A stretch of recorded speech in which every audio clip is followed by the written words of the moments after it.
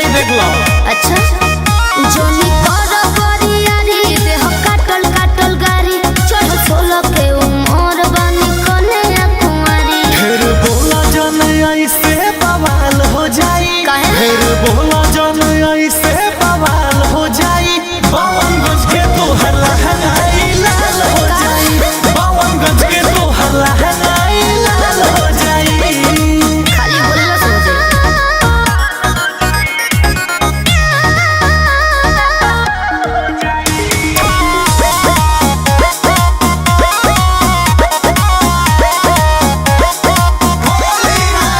नया लहंगा नया चोली जोनी करो तू ठिठोली न बनावे दे हो बाबू अपन ढोढ़ी पर रंगोली। ई तो होबे करी।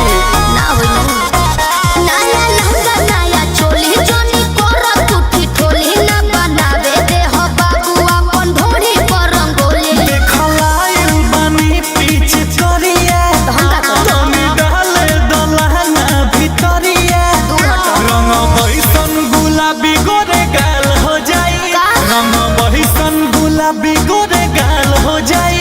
बावन गज के तो हल्लाई लाल हो जाई। अच्छा। तो हल्लाई पूरा लाल लाल हो जाई।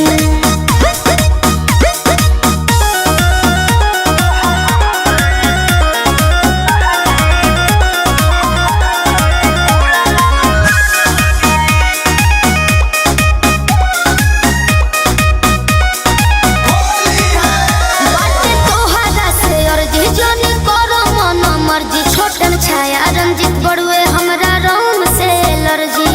मान जा नहीं मानो बवाल हो जाई। बाटे तोहरा से अर्जी जोनी करो मन मर्जी छोटन छाया रंजित बड़ुए हमरा रंग से एलर्जी। नहीं चली हा कवनो बहाना।